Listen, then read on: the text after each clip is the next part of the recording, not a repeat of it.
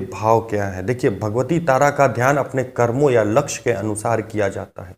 सर्वप्रथम मैं आपको सात्विक ध्यान बताता हूं। इनके 3 ध्यान आते हैं। देखिए, सात्विक ध्यान को सृष्टि ध्यान भी कहा जाता है।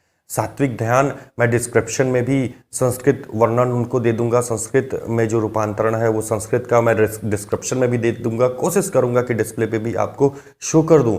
मैं हिंदी में उसे आपको बता दे रहा हूं। जिसकी इच्छा हो वो संस्कृत में ध्यान को करे, जिसकी इच्छा हो वो हिंदी में ध्यान को करे।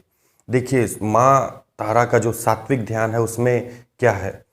सफेद वस्त्र धारण किए हुए हंस पर विराजित, मोती के आभूषणों से अलंकृत, 4 मुखों वाली तथा अपने 8 भुजाओं में क्रमशः कमंडल, कमल, वर, अभय मुद्रा, पाश, शक्ति, अक्षय माला और पुष्पमाला धारण किए हुए शब्द समुद्र में स्थित महाविद्या का ध्यान करें। अब देखिए यहाँ क्या डिफरेंस आया। जो मैंने अभी आपको माँ के स्वरूप बताए उससे ये बिल्कुल ही भिन्न है। भिन्न क्यों हुआ? क्योंकि ये सात्विक ध्यान है। इसीलिए मैं आपको बोला शुरुआत में कि जो भ्रम फैला हुआ है कि माँ का सात्विक रूप से साधना नहीं की जा सकती। साधना की जा सकती है, प्रत्यक्षीकरण नहीं किया जा सकता, स्वप्न में दर्शन किया जा सकता है। परंतु ये मैं क्यों बोल रहा हूं कि उनका प्रत्यक्षीकरण सात्विक रूप में नहीं किया जा सकता। ये माँ की इच्छा पे डिपेंड करता है, आपकी भावना पे डिपेंड करता है कि आप माँ के लिए कितना समर्पित हैं, कितना विश्वास है आपके मन में। हाँ, बात अलग है कि कलयुग नामक दैत्य हमेशा आपको मोह माया में खींचता चला जाएगा। वो आपकी समस्या है, आपके गुरु की समस्या है। वो कैसे आपको इन चीज़ों से निकालते हैं वो उनके ऊपर डिपेंड करता है, उनके इच्छा शक्ति के ऊपर डिपेंड करता है। अब बात करते हैं भगवती के दूसरे ध्यान के बारे में, जिसे राजसी ध्यान भी कहा जाता है। इसका एक नाम स्थिति ध्यान भी है। तो राजसी ध्यान आपके डिस्प्ले पे कोशिश करूंगा कि शो हो जाए, नहीं तो डिस्क्रिप्शन में तो है ही। मैं हिंदी जो इसका रूपांतरण है मैं वो आपको बता दे रहा हूँ, क्योंकि अगर आप संस्कृत पढ़ भी लेंगे, पता चला आपको इसका अर्थ नहीं पता तो फिर गड़बड़ है।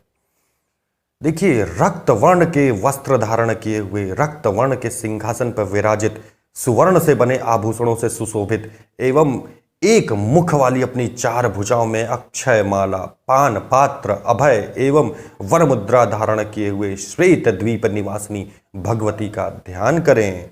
ये भगवती का राजसी ध्यान है। इसके अतिरिक्त भगवती तारा का तामस ध्यान भी है, जिसे संहार ध्यान भी कहा जाता है, जो निम्नवत है। मैं सेम उसी तरह से भगवती का जो ये ध्यान है मैं डिस्क्रिप्शन में संस्कृत रूपांतरण आपको दे दूंगा। मैं इसका हिंदी रूपांतरण आपको बता दे रहा हूं। काले रंग का वस्त्र धारण किए हुए, देखिए यहां कैसे डिफरेंस हुआ। अब माँ श्वेत और लाल रंग को छोड़ते हुए जब आप तामस में आते हैं तो काले रंग का वस्त्र धारण किए हुए, नौका पर विराजित, हड्डियों के आभूषणों से विभूषित, 9 मुखों वाली, अपनी 18 भुजाओं में वर, अभय, परशु, अर्धी, खड्ग, पशुपत, हल, भिंड, शूल, मूसल, कैंची, शक्ति, त्रिशूल, संहार अस्त्र, पाश, वज्र, खड्गवान और गदा धारण करने वाली रक्त सागर में स्थित देवी का ध्यान करना चाहिए। यह है आपका तामस ध्यान। देखिए कितना डिफरेंस हुआ यहाँ पे। यहाँ पे माँ की 18 भुजाएं हैं, हड्डियों के आभूषणों से विभूषित हैं ये, और रक्त सागर में हैं, नौका पर विराजित हैं, कितने तरह के अस्त्र शस्त्र से माँ सुशोभित हैं। भगवती तारा को क्रूर कर्मों के संहार में ध्यान उच्चाटन, क्रूर कर्मों के संहार का ये ध्यान है। ध्यान उच्चाटन वशीकरण कर्मों में स्थित ध्यान तथा पौष्टिक एवं शांति ध्यान कर्मों में सृष्टि ध्यान करना चाहिए। हो सकता है कि आप इसे न समझ पाएं कि इसका मतलब क्या है। एक बार फिर से मतलब समझाने की कोशिश करता हूं। स्थित ध्यान तथा पौष्टिक मतलब जो हेल्दी हो, चीज़ों के लिए अच्छा हो, ऐसा नहीं कि किसी का अनिष्ट करना चाहते हो, एवं शांति आदि कर्मों में सृष्टि ध्यान करना चाहिए, जो पहला वाला मैंने आपको बताया। फिर अब तारा वर्ण के अनुसार ऋषि वशिष्ठ ने लंबे समय तक भगवती तारा की उपासना की, लेकिन उन्हें सिद्धि प्राप्त नहीं हुई। अंत में उन्होंने क्रोधित होकर देवी को शाप दे दिया। परिणाम उसका यह हुआ कि माँ शापित हो गई। परिणामतः यह विद्या फल प्रदान करने में असमर्थ हो गई। कुछ समय पश्चात जब क्रोध शांत हुआ तो ऋषि ने इसका शापोद्धार प्राप्त किया। इसका शापोद्धार का शाप हटाने का एक तरीका प्राप्त किया। शापोद्धार करते समय तारा बीज जो त्रिम होता है, तारा बीज त्रिम होता है, ये तारा बीज इसे कहते हैं, में सकार का योग करने से इस शाप को दूर किया जा सकता है। तभी से यह विद्या वधु के समान यशस्विनी हो गई और भगवती तारा का यह बीज श्री त्रीम वधु बीज कहलाने लगा। अब मेरे ख्याल से आपको ये समझ में आ गया होगा कि लोग कहते हैं कि इनका जो उत्कीलन करना पड़ता है, तो मैं ये बता रहा हूँ आपको कि किस तरह से इनको शाप मिला था और क्यों मिला था, इनके बीज मंत्र को वधु बीज क्यों कहा जाता है। तो ये सारी चीज़ें हैं जिस कारण से माँ तारा के बीज मंत्र को वधु बीज भी कहा जाता है। भगवती तारा के भिन्न भिन्न नाम हैं, उनमें एक जटा तारा, उग्र तारा, नील सरस्वती के रूप, इन रूपों में जाना जाता है। यहाँ मैं आपको पंचाक्षर, जो माँ का पंचाक्षर मंत्र का विधान है वो स्पष्ट करूँगा, जिसके थ्रू आप साधना करेंगे।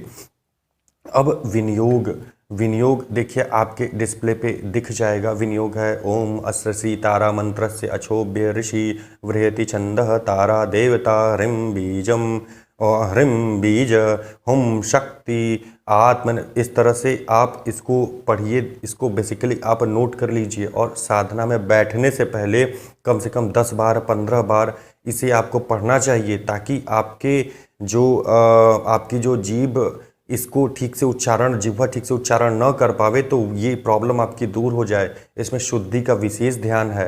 अब देखिए यहाँ पर ये आपको स्मरण रहे कि भगवती तारा उग्र विपत्ति से साधक का उद्धार करती हैं, इसलिए उन्हें उग्र तारा कहा जाता है। अतः इस प्रकार के प्रयोगों को करते समय विनियोग जो आप करेंगे उसमें हुम बीज तथा फट शक्ति का प्रयोग करें।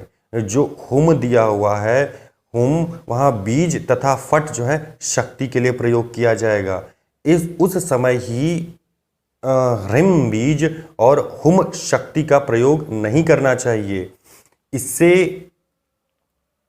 राजद्वार, राजसभा, राज कार्य, विवाद, संग्राम एवं धूर्त आदि कर्मों में साधक को निश्चय ही विजय मिलती है।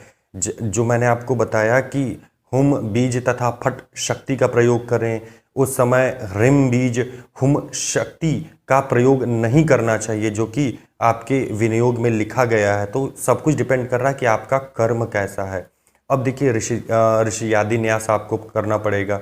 इसका मंत्र मैं आपके डिस्प्ले पे दे रहा हूँ। ओम अक्षोभ्य ऋषय नमः से ऋषि, ओम बृहति छंदसे नमः मुखे, ओम तारा देवताय नमः हृदय, इस तरह से करके दिया हुआ है। इसके अलावा जब आप इसमें आएंगे ओम ह्रीं, यहाँ पे देखिए आप अपने कर्म के अनुसार ओम ह्रीं बीजाय नमः गुह्ये करें या ओम हुम बीजाय नमः गुह्ये करें। या अब इसके आगे थोड़ा सा जब आप बढ़ेंगे तो जैसे ओम हुम शक्तये नमः पादयो, अब इसकी जगह अपने कर्म के अनुसार ओम फट शक्तये नमः पादयो, इस तरह से करना होगा आपको। फिर बारी आती है आपके करन्यास की, उसमें भी लगभग सेम यही चीज़ें आ जाएंगी, जैसे ओम ह्राम अंगुष्ठाभ्याम नमः, ओम ह्रीं तर्जनीभ्याम नमः, ओम ह्रूं मध्यमाभ्याम नमः, ओम ह्रीं अनामिकाभ्याम नमः, ओम ह्रीं कनिष्ठिकाभ्याम नमः। इसी तरह से आप करन्यास करें। अब बारी आती जब आप करन्यास कर लेते हैं तो आपको हृदयन्यास भी करना होता है। सेम करन्यास की तरह आप हृदयन्यास भी कर लें।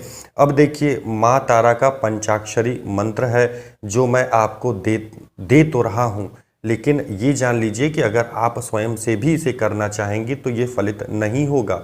रीज़न कि ये वीडियो काफ़ी लंबी हो गई है, इसके बावजूद इसमें पूरी विधि नहीं बताई जा सकती, क्योंकि ये उस लेवल की नहीं है साधना कि आप स्वयं ही इसमें बैठ पावें।